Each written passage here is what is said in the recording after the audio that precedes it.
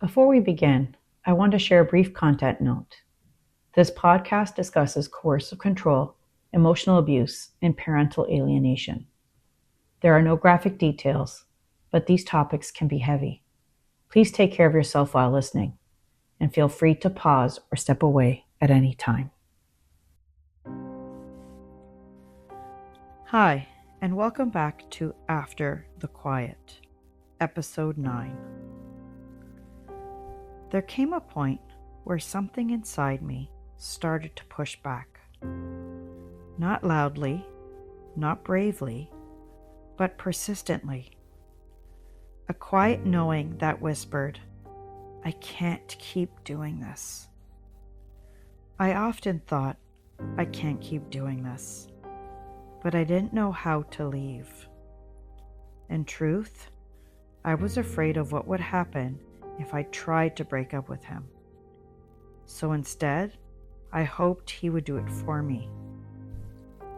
I started imagining what it might feel like to make my own decisions, to choose without wondering what his opinion would be, to move through my days without bracing for reaction. My body was exhausted. I couldn't sleep well. I was constantly tired. I took naps between classes just to get through the day. I didn't call this burnout or trauma. I just thought I wasn't strong enough. I also became numb. I stopped reacting to the good or the bad. I began expecting the worst. That way, anything less than that felt like a relief. Near the end of my second year of university, something shifted. Even my being perfect wasn't enough anymore. And then, he broke up with me. At first, I was shocked. It took time for the meaning of it to sink in. For the first time, I could go out with my friends. It felt strange, unfamiliar, but also freeing. That summer, I had to attend an event where he was. He was charming, warm, familiar. At the end of the night, he made plans to see me the next day. I felt hopeful. And then he canceled. That brief glimmer of who he used to be stayed with me. And then, silence. I didn't hear from him for a while. When I returned for my third year of university, he started calling.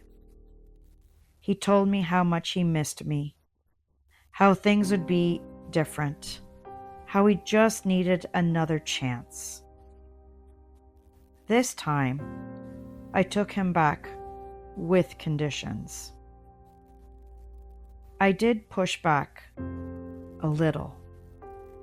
At the time, I was auditioning for a production on campus, another childhood dream of mine.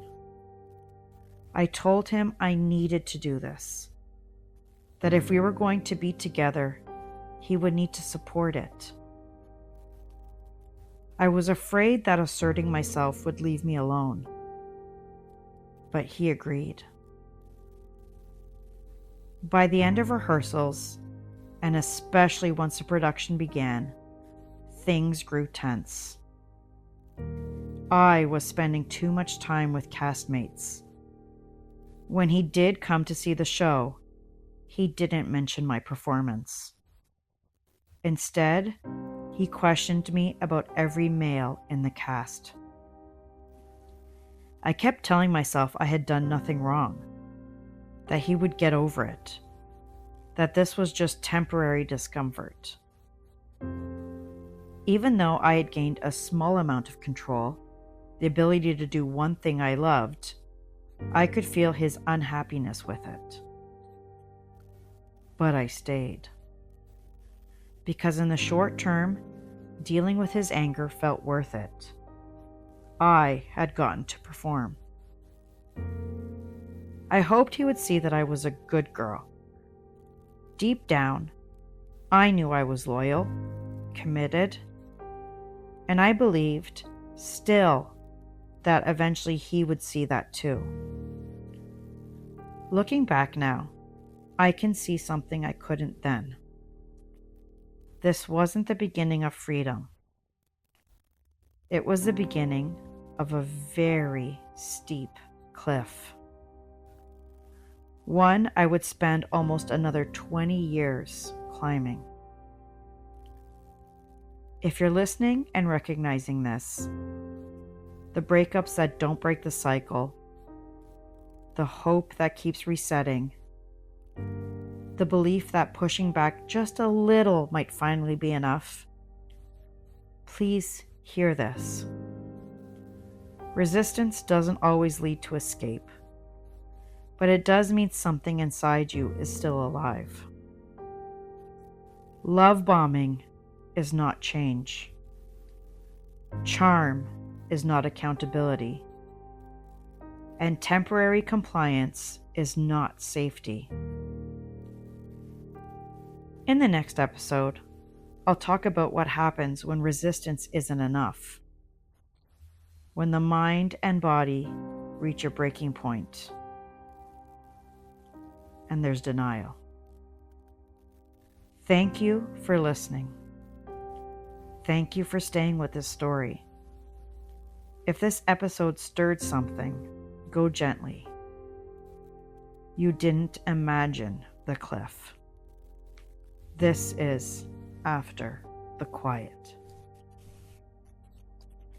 If you need support, please reach out to someone you trust or a local support service. You are not weak for needing help. You are human.